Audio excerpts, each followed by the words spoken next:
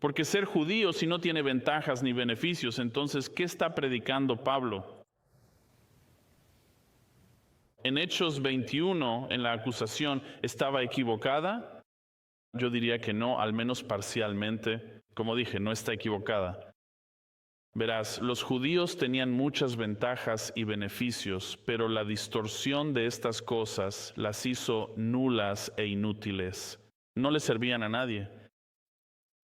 Así que vemos la predicación de Pablo y ¿qué dijo él? Según lo que hemos visto en Hechos 21, versículo 28, él sí predicó en contra de estas cosas. En primer lugar, lo que él predicó en contra fue que la circuncisión fuera un medio de salvación. Esto lo ves en Romanos 2, en Gálatas 2, en Gálatas 5 y en Gálatas 6. La segunda cosa sobre la que Pablo predicó en contra de esto es la justificación por la ley. Vamos a ver esto más claramente en los versículos finales del capítulo 3, especialmente en el versículo 19, pero también lo vemos en Romanos 14 y en Romanos 4, y luego lo veremos más adelante en Romanos 9 y Romanos 10. Pablo también predicó en contra de la confianza judía en la identidad del pacto. Ya hemos visto esto en Romanos capítulo 2. Lo vemos en Filipenses 3, Gálatas 3 y Hechos 13. En Hechos 13 hay una cita muy específica que Pablo dice, y él dice esto: no pueden ser justificados por la ley de Moisés. Otra cosa contra la que Pablo predicó fue contra los cristianos judíos. Imponer la ley para la salvación. Eso se remonta a Hechos 13, pero lo ves más adelante, porque en Hechos 15 ves. Hay una necesidad de tener un concilio, el primer concilio de la iglesia en Jerusalén, para oponerse precisamente a esta idea de que no era necesario ser judío y cristiano para ser salvo. Lo último sobre lo que predicó, al menos en nuestra sección, son los rituales y ceremonias. Vemos esto cuando le dice a Timoteo en 1 de Timoteo capítulo 1 y en Tito capítulo 1, que habla en contra de estas cosas. Estas ceremonias y rituales eventualmente desaparecerán.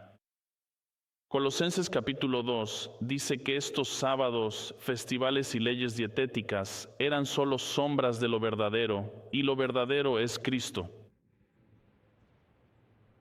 ¿Por qué es esto tan importante para los argumentos que se están presentando? Y en nuestro pasaje, una razón es porque Dios es fiel en cumplir sus promesas. Siempre lo ha sido y siempre lo será. En segundo lugar, es porque Dios es justo. Él siempre ha sido justo. Siempre será justo, incluso cuando los judíos fallaron e incluso cuando tú fallas. Pablo en nuestro pasaje da un giro e incrimina de manera más natural a la mente depravada que piensa que puede justificarse ante Dios. Por eso dice en el versículo 5, estoy hablando en términos humanos. ¿Ves esos paréntesis? Él quiere que entendamos que este es un argumento humano. Este no es un argumento bíblico que él está haciendo. Él está diciendo, tienes que entender estas cosas. Esto proviene de una mente carnal. Así que para que estos argumentos sean ciertos, Dios tendría que ser un mentiroso. Y sabemos que eso no es verdad. El versículo 4 lo declara claramente. Así que esta noche, en el mismo orden de principios que tuvimos la vez pasada, tengo dos encabezados básicos. El primero es un principio distorsionado y el segundo es una perversión destructiva. Un principio distorsionado y perversión destructiva. Mire el principio destructivo, quiero decir distorsionado en el versículo 5. Quiero que entiendas el argumento porque esto es muy claro. No es difícil de entender y te sentirás identificado. Déjame leerlo para ti. Dice versículo 5. Pero si nuestra injusticia demuestra la justicia de Dios, ¿qué diremos? Primera pregunta preguntó. El Dios que inflige ira no es injusto. Él está haciendo esta pregunta. ¿Entendemos el argumento? En términos teológicos, son los pensamientos que nos dirigen hacia el término teológico que tal vez conozcas, es antinomianismo. El antinomianismo, simplemente, es la creencia de que la ley en sí misma no tiene utilidad ni obligación sobre la vida del creyente o incluso del no creyente, pero la ley de Dios para ellos son meras sugerencias que no tienen ninguna utilidad, que no tienen ningún poder sobre tu vida. Y en otro sentido es abrazar el pecado por completo porque creen que eso cumple la justicia de Dios. Si lo piensas parece un poco ridículo, ¿no es así? Que nuestro pecado cumpliría la justicia de Dios. Pero mira, el otro lado de esta moneda también es el legalismo, que cree que tu obediencia a la ley te justificará delante de Dios. Y no es así, nunca lo ha sido. Ninguna de las dos cosas es cierta porque nuestra justificación está solo en Cristo. Y porque eso es verdad, estamos motivados debido a esa obra terminada a producir una obediencia verdadera que honra a Dios. Segunda de Corintios 5, versículo 14 dice esto acerca del creyente. El amor de Cristo nos controla. Y se manifiesta en buenas obras para las que hemos nacido de nuevo para demostrar esas cosas. Efesios 2:10 dice que somos creados en Cristo para buenas obras. Esto está en línea con todo lo que la Escritura ya enseña, incluso Cristo. Juan 3:3 dice, os es necesario nacer de nuevo. ¿Nacido en qué? ¿La misma vida que tienes ahora? No, es una nueva vida. Creado en Cristo vive las buenas obras, no para la salvación, sino a causa de la salvación. El argumento más sencillo sería este viejo adagio, y creo que usted lo entiende. Esto es lo que realmente dice el versículo 5 en términos simples. El adagio es este: el fin justifica los medios. Si continúo pecando, ¿no se pondrá esto en evidencia? La bondad de Dios. Si mi pecado va a demostrar la justicia de Dios, ¿qué tan malo puede ser? ¿Qué tan malo puede ser que yo continúe en esto? Y la palabra griega para demostrar, la definición de esto es bastante reveladora. La definición en griego es proporcionar evidencia de su carácter. Así que si lo lees de esta manera, veamos el versículo 5. Dice, pero si nuestra justicia proporciona evidencia del carácter de Dios, ¿qué diremos entonces? La implicación es que dirías, bueno, entonces no debe estar mal. No solo le estoy dando a Dios la oportunidad de mostrar su gracia y misericordia, estoy haciendo algo bueno porque mi pecado logrará algo bueno. ¿Es así como deberíamos pensar acerca del pecado?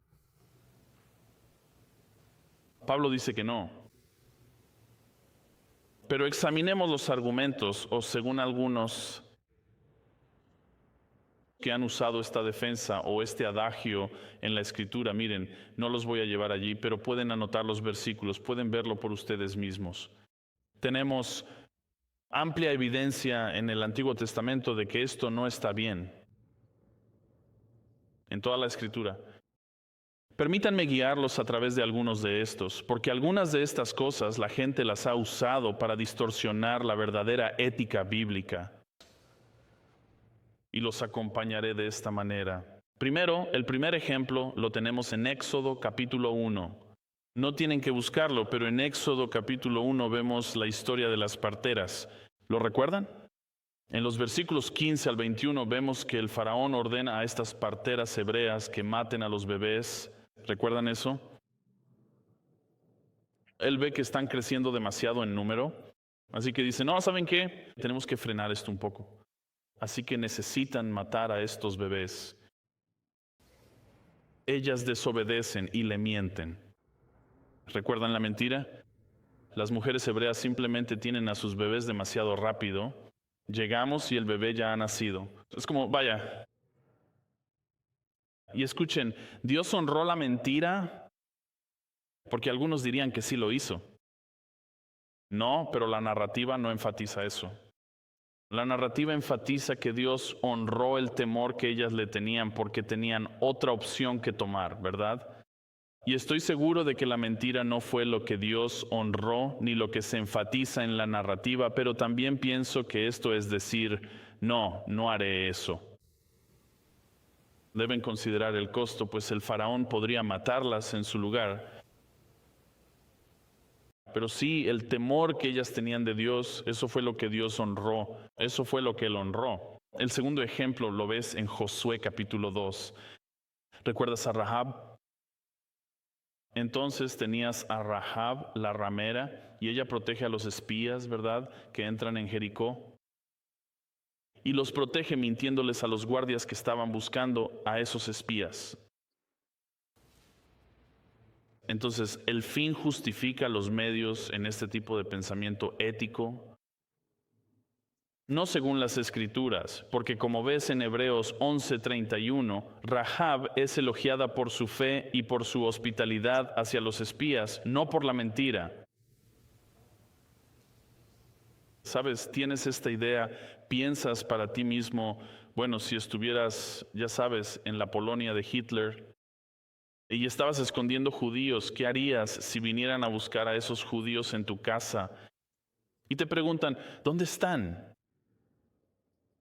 ¿No sería algo honorable simplemente mentir abiertamente? Otra cosa es, otra opción que tienes, entiendes esto, si lo haces en países comunistas, tengo un hermano en un país que no puedo decirte, él es misionero allí y practica estas cosas todo el tiempo. No tienes que decir toda la verdad. Así es como te las arreglas, ¿de acuerdo? Entonces ves esto, que Rahab, ella sí mintió, pero la bendición vino porque, de nuevo, porque su fe estaba allí, su fe estaba en Dios. Y ella fue salvada de entre todos en Jericó. ¿Qué tal otro ejemplo? ¿Qué tal el engaño de Jacob a su hermano Isaac? Sabes, esto lo ves en Génesis 27, pero si vas más atrás, llegas a Génesis 25. El Señor le dice a Rebeca, su madre, que tenía 2 naciones en su vientre. Esto es lo que Dios le dijo. Y él profetiza una cosa. Él dice, el mayor servirá al menor. Así que ella entendió esto desde el día en que nacieron. Ella entendió que Isaac fue el último en nacer. Y como ella sabía esto, de alguna manera ayuda a Jacob a engañar a su padre o a su esposo para obtener la bendición que le pertenecía a su hermano. Su padre o su esposo para obtener la bendición que le pertenecía a su hermano. Sabes, no sé si leíste Génesis después del capítulo 27 y pudieras ir y leerlo por ti mismo y entiendes todo el dolor que eso le causó a esa familia. ¿Cuál es la lección de todo esto? Es correcto. ¿Estuvo bien que Rebeca hiciera esto? ¿Fue correcto que Jacob fuera engañoso? Bueno, no. La moraleja de la historia es esta. Dios no necesita nuestros medios pecaminosos para lograr sus fines. Él no lo hace. Has visto esto, ¿verdad? Porque ves a Abraham y a Agar, ¿recuerdas eso? A Abraham se le prometió que el Señor abriría el vientre de su esposa. Y en su prisa le da su sierva Agar a Abraham para tener el hijo. ¿Y luego qué pasa? El hijo que nace de Agar se convierte en el archienemigo de los israelitas. De nuevo, nuestros medios pecaminosos no logran los fines de Dios. Uno más. Y me encanta porque probablemente es uno de los mejores ejemplos. Dios le dijo a Saúl que destruyera por completo a los amalecitas. En 1 Samuel, capítulo 15, vemos la historia. Él dice, mátenlos a todos y maten todo. Toda esta nación debía quedar desolada. ¿Qué hizo Saúl? Bueno, primero, perdonó al astuto y elocuente rey de los amalecitas, Agag. Qué nombre, ¿verdad?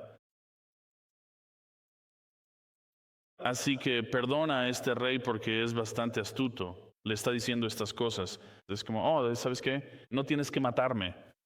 Y Saúl, como el gran rey que era, dice, sí, tienes razón, no te mataré. Y no solo hace eso, sino que también se queda con ovejas, bueyes y otros botines valiosos. Se quedó con muchas cosas. Recuerden de otro sermón que les dije, el dicho, la obediencia parcial es desobediencia. Y es totalmente cierto. Esto es exactamente eso. Y luego la afirmación que él hace.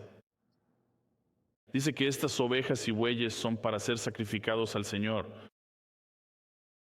Pero lo que hace el Señor es que confronta a Saúl a través del profeta Samuel, donde Saúl prontamente echa la culpa y dice, por temor al pueblo hice esto. Samuel. Él les dice que el fin no justifica los medios, Saúl. Porque 1 Samuel 15 y versículo 21 dice, obedecer es mejor que sacrificar. No vas a lograr estas cosas de esta manera. Esto es lo que Pablo está diciendo en nuestro pasaje. ¿Entiendes eso? Y te doy todos estos ejemplos y eventualmente te voy a dar ejemplos en nuestras propias vidas. Porque pensamos, bueno, no somos mejores que los judíos, porque estos son los argumentos. Sus beneficios eran bastante claros, ya que tenían los oráculos de Dios. Pero estaban haciendo argumentos realmente ridículos para difamar a Dios. Mira la perversa destrucción. Segundo punto aquí, él dice esto. En la segunda parte del versículo 5 dice, el Dios que inflige la ira no es. La injusticia no es, dice él. Estoy hablando en términos humanos. Él dice, déjame bajar a tu terminología, a tu entendimiento, para que comprendas por qué estoy diciendo estas cosas. Porque esta es precisamente la lucha que ocurre en la vida cotidiana. De hecho, él mismo lo dice, él mismo se responde. Esta es la respuesta.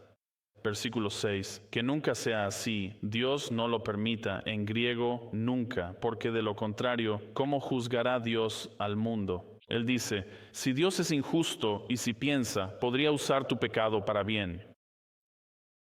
Esto es lo que quiero que hagas, eso es lo que cree que dicen. Él dice, entonces, ¿cómo puede Dios ser justo y un buen juez? En realidad no lo es. Es más corrupto que los jueces humanos si esa es la verdad. No, pero Dios es un buen juez. Porque la bondad de Dios se manifiesta a través de nuestra desobediencia. Mira a Judas. Mira el versículo 4. Porque esto nos da una mejor imagen de la anatomía de este tipo de pensamiento. En Judas 4 dice, porque algunos hombres han entrado encubiertamente. Dice, aquellos que desde hace mucho tiempo estaban destinados para esta condenación. Comienza a describirlos. Dice, personas impías que convierten la gracia de Dios en libertinaje y niegan a nuestro único soberano y Señor, Jesucristo. Libertinaje, esta palabra significa libertad, que ellos han tomado su libertad. De hecho, puedes ver la palabra porque ves la palabra licencia ahí. Licencia para hacer estas cosas que no son correctas ante los ojos de Dios. Dice, no, esto no es bueno. Y si te aferras a esa visión, Judas dice, si te aferras a esa visión en última instancia y finalmente en tu vida, él dice, niega al hacer estas cosas, al vivir de esta manera, niegas el dominio y el señorío del Señor Jesucristo. Esto es lo que niegas. Vuelve a Romanos y mira los versículos 7 y 8. Dice, pero si por mi mentira, ahí sigue el argumento. ¿Lo entiendes, verdad? Dice, por mi mentira la verdad de Dios abundó para su gloria. Pero si mentí, ¿no traería eso aún más gloria abundante a Dios? ¿Por qué sigo siendo juzgado como pecador? Entonces, ¿por qué? Si esto es cierto, entonces no lo es, dice él. Pero si es verdad, entonces ¿por qué? ¿Por qué seguiría siendo juzgado? Es el mismo argumento, solo que basado en términos más extremos. Quizás digas, yo no sostengo esa opinión. No creo que eso sea correcto. O tal vez digas, bueno, estás hablando de mí. Esta es mi comprensión. Sabes, tenía un amigo que cuando le pregunté, dice que ha sido creyente por mucho tiempo. Y le pregunté, bueno, ¿qué haces cuando luchas con el pecado? ¿Qué es lo que haces realmente para apartarte de esas cosas? Y como dice Pablo, para disciplinar tu cuerpo y matar el pecado en tu vida. Él me dio esta respuesta. Él dice, bueno, yo simplemente descanso en Cristo. ¿Sabes? Y en parte entiendo eso, pero escucha con atención porque creo que en muchos círculos dentro del cristianismo eso se usa simplemente como una excusa. Es una excusa. Creo que lo es porque 1 Juan capítulo 3 versículo 6 dice, nadie que permanece en él peca. ¿Está diciendo Juan que los cristianos no pecan? Eso no es lo que está diciendo. Él está diciendo que el cristiano no permanece en el pecado, no vive en el pecado, no lo hace su hogar, no hace de su práctica vivir una vida que deshonra a Dios. Y tampoco dice cosas como, bueno, sé que he pecado de esta manera, pero sé que solo voy a descansar en Cristo y eso lo va a arreglar todo. De nuevo, parece una excusa. Verás, descansar en Cristo, incluso el simple hecho de decirlo, descansar en Cristo, no es algo pasivo en las Escrituras. No es algo pasivo. No es como si pudieras decir, bueno, esto simplemente me va a pasar por ósmosis. No va a suceder. Simplemente no va a pasar. Pero volveré a este pensamiento más adelante. Quiero resaltar esto. Dije que es una excusa. ¿Y cómo creo que es una excusa? Nuestro pecado, de esta manera, nos dice que ponemos excusas para estas cosas y que tenemos este tipo de pensamiento más de lo que queremos admitir. Y pasé por algunos de estos. La primera es comprometer las convicciones bíblicas. ¿Y por qué? Porque hay mucho en juego. ¿Por qué hacemos esto? ¿Por qué ignoramos esto? ¿Por qué pensamos Dios lo va a arreglar? No. Ignorar deliberadamente la integridad y los valores morales, tanto a ti mismo como a todas aquellas personas que tanto amas, es algo profundamente incorrecto. Adoptar retórica e ideologías mundanas es un error.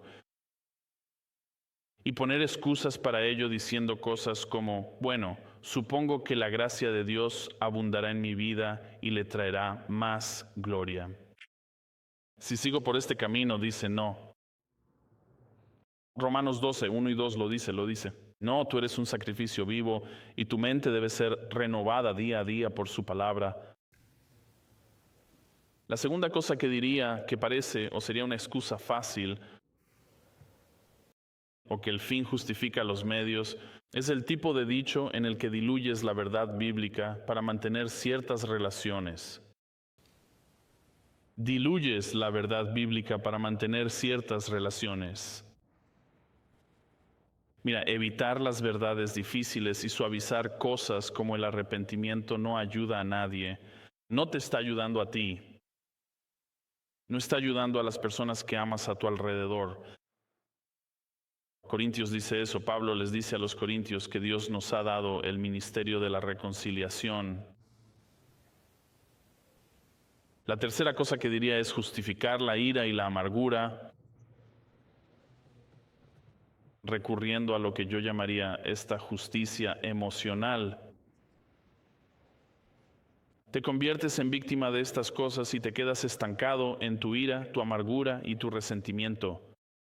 Y es una forma de hacer algo que mucha gente hace hoy en día, que consideran protegerse a sí mismos. Y es exactamente eso, es por el bien de uno mismo. No es bíblico. Jesús dice que te niegues a ti mismo, tomes tu cruz y lo sigas. Sabes, esta es toda la vida de Cristo, ¿no es así? Si Él hubiera estado pensando en sí mismo, entonces simplemente se habría permitido regresar al cielo, no se habría sacrificado y entonces todos nosotros estaríamos condenados para siempre. Pero Él no recurrió a una justicia emocional ni se protegió a sí mismo. Él se sacrificó. Lo siguiente que diré es la deshonestidad para mantener la paz. Deshonestidad para mantener la paz. A esto lo llamamos, o yo lo llamaría, mantenimiento de la relación. Eso sucede muchas veces. Lo que pasa es que evitamos, lo llamamos cosas como evitar el conflicto, pero hay conflictos que son necesarios, que son buenos. Pero lo que hacemos es que empleamos ciertos medios. Los medios que usamos para esto son decir mentiras piadosas, ocultar la verdad o incluso simplemente fingir delante de la gente. Mira, la honestidad y el amor siempre son el mejor camino, siempre el mejor camino. Sé honesto para estar en paz. No solo mientes a los demás, sino también a ti mismo. No estás cumpliendo con la justicia de Dios, como dice Pablo. Lo siguiente que diría es el compromiso y cosas como el entretenimiento. ¿Sabes? La gente me pregunta como pastor, dicen, bueno, ¿debería boicotear esto o aquello? Y les digo, miren, deberían acudir a la Escritura y simplemente considerar lo que la Escritura dice sobre lo que debemos consumir, porque yo no les voy a decir que boicoteen nada. Verás, el consumo del contenido que hay allá afuera comienza a moldear tu corazón hacia cosas que no son piadosas. Debería ser algo obvio que digas, no debería participar de eso. Mi dieta de entretenimiento no debería ser esas cosas, pero ese es el primer lugar en el que comprometemos. Y lo pensamos como algo neutral, pero no lo es. Lo pensamos como algo inofensivo, pero no lo es. Pensamos en las cosas que ponemos para entretenernos y pensamos, bueno, solo me estoy relajando. Solo me estoy relajando. No es gran cosa. El fin justifica los medios. Una de las últimas cosas que voy a compartir es esto, que entra en esta categoría, y hasta me da risa decirlo, pero no lo mencionaría. No lo mencionaría si no siguiera haciendo algo en la iglesia, las citas misioneras. De nuevo, no lo mencionaría si no fuera algo real, pero lo es. Todavía sigue siendo algo. Pensando para ti mismo, bueno, yo la voy a cambiar, lo cambiaré. Eso es lo que haré. ¿Sabes qué es lo gracioso? No puedes cambiarte a ti mismo, pero sí vas a cambiarlos. Estás jugando un juego de tontos y vas a perder. Piensas para ti mismo, bueno, si no se convierte en creyente, está bien. Cosas como, bueno, la amo, lo amo. ¿Crees que es suficiente?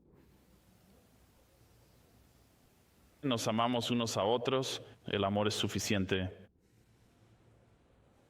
Ya sabes, cosas tontas que he escuchado en el pasado de hombres y mujeres por igual. Dicen cosas como, lo salvaré más tarde.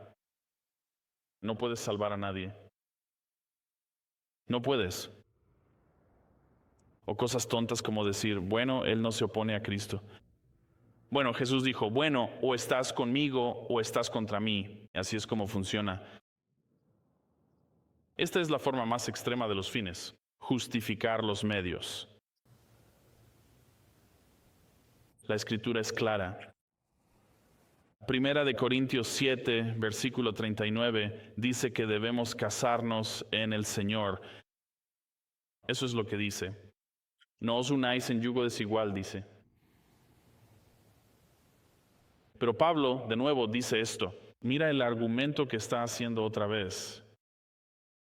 El versículo 8 dice, ¿y por qué no decir? Y él dice, hay una acusación ahí fuera, ¿entiendes? Hay muchos que dicen esto sobre mí. Dice, como nos calumnian y algunos pretenden que decimos, esto es lo que dicen de nosotros, pero la verdad es que es al revés.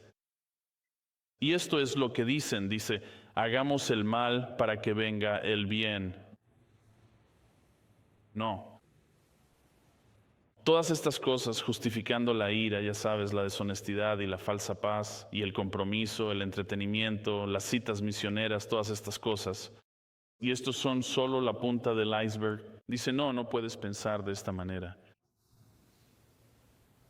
Porque no se trata de eso. Se trata de hagamos el mal para que venga el bien.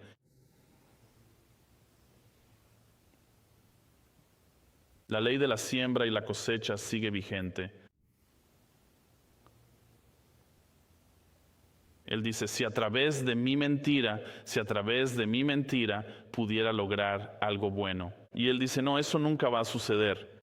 Santiago 3:14 en realidad te dice directamente que eso no va a suceder.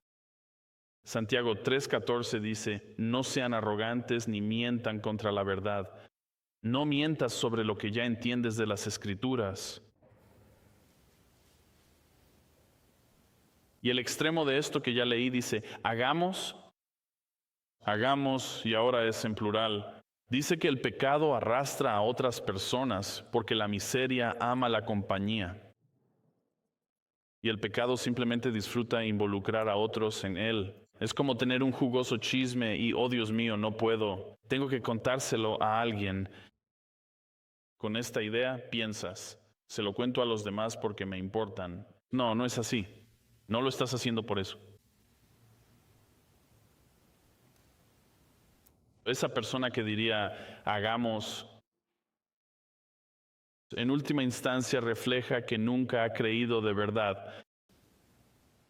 Y lo ves por lo que dice a continuación. Él dice, su condena es justa.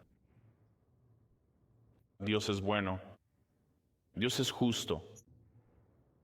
Y porque Dios es bueno y justo, y porque su amor abunda y su gloria abunda, su justicia no puede pasar por alto el pecado, especialmente el pecado.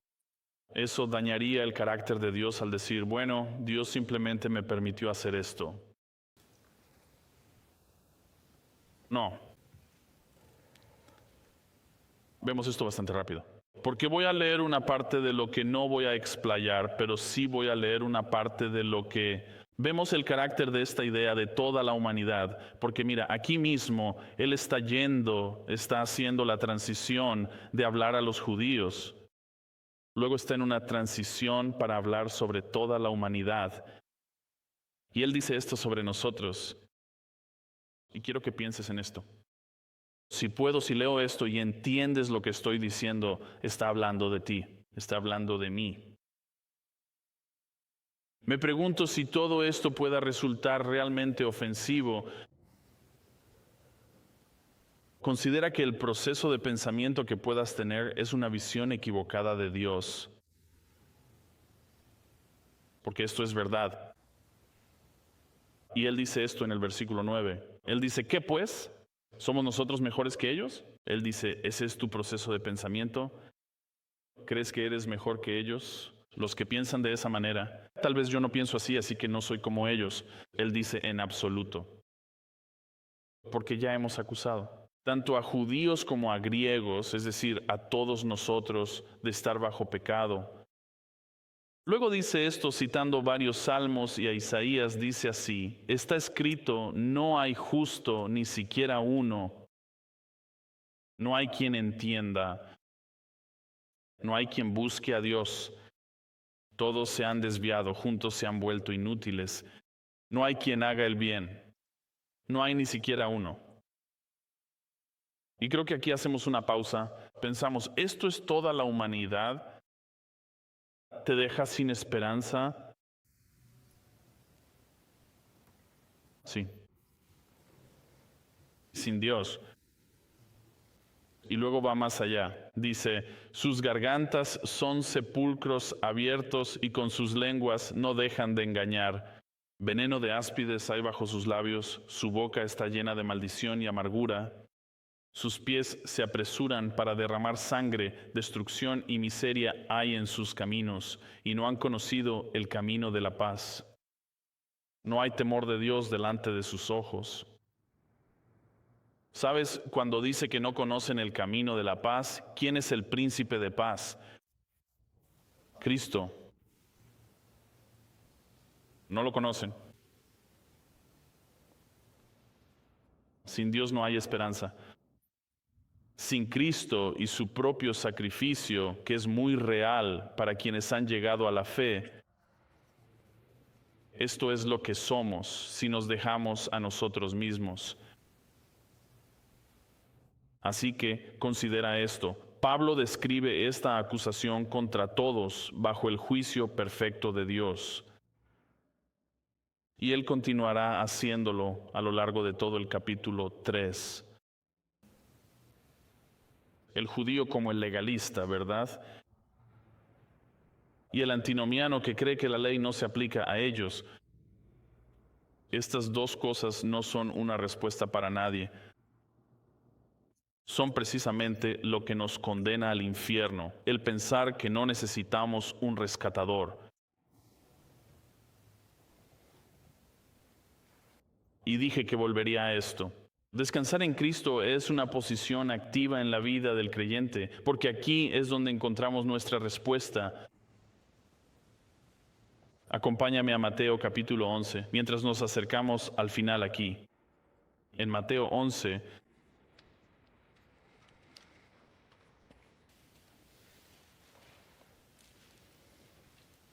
recuerdas esto porque es las mismas palabras de Cristo y Él está llamando nuestra atención a esto. ¿Cómo se ve esto? ¿Cómo hemos de encontrar nuestra salida de este problema, de esta depravación? Y Él dice, esta invitación, versículo 28, vengan a mí, dice,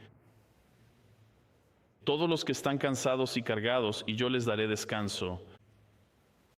Él dice, tomen mi yugo sobre ustedes y aprendan de mí, porque soy manso y humilde de corazón, y hallarán descanso para sus almas.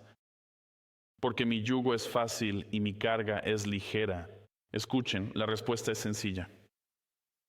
No tienes que poner excusas para el pecado. No tienes que decir que el fin justifica los medios. No tienes que decir eso. Tienes que decir esto. Escuchas el llamado de Cristo. Él dice, ven a mí.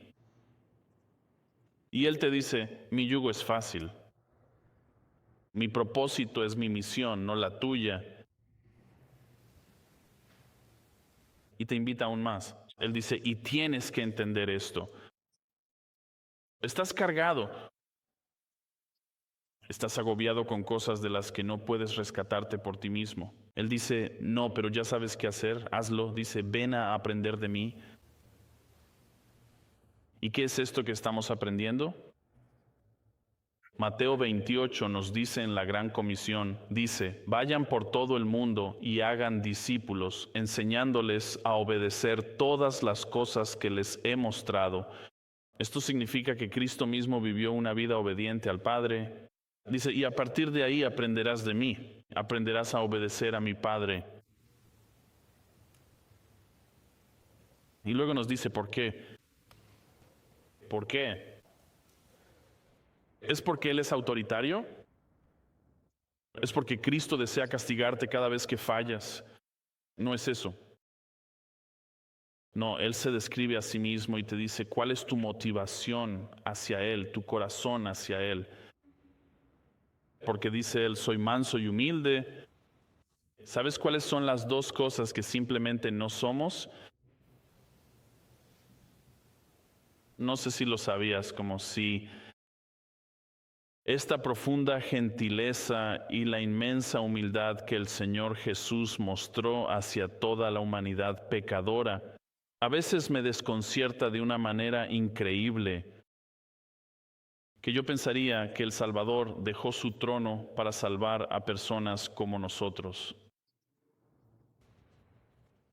Y la manera en que lo hizo de una manera gentil y humilde.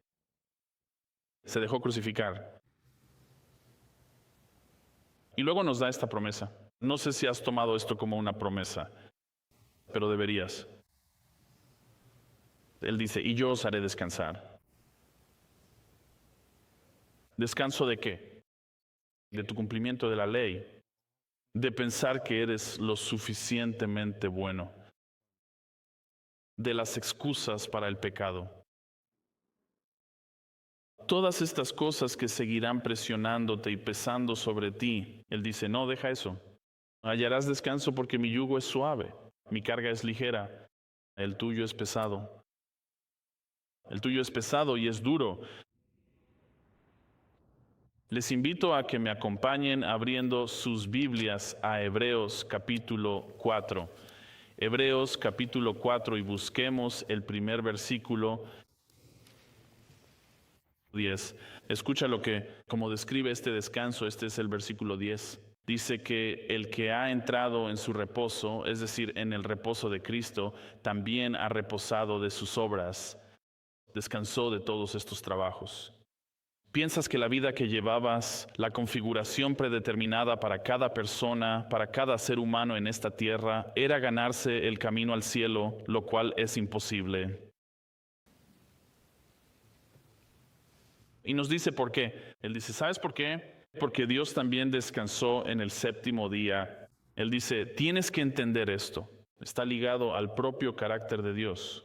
Y luego va más allá. Él dice, por lo tanto, esforcémonos por entrar en ese descanso para que nadie caiga siguiendo el mismo ejemplo de desobediencia. Y lo relaciona directamente con la obediencia y las buenas obras. Él dice, tienes que entender esto. Eres salvo con un propósito.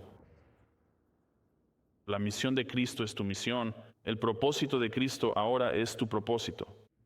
El amor de Cristo ahora es tu amor. Y aquí es donde encuentras, donde terminas. Gálatas 2:20, que has sido crucificado con Cristo. Ya no eres tú quien vive, sino que es Cristo quien vive en ti y a través de ti. Esta es la mejor noticia. ¿Lo entiendes? Esto es algo que podrías dejar de lado y decir, bueno, está bien, sé lo que dice Romanos. Sé que incluso me acusa a mí porque sé que podría encontrarme en este personaje y en este compromiso. Puedo hacer estos mismos argumentos para mí mismo, pero Cristo ofrece descanso.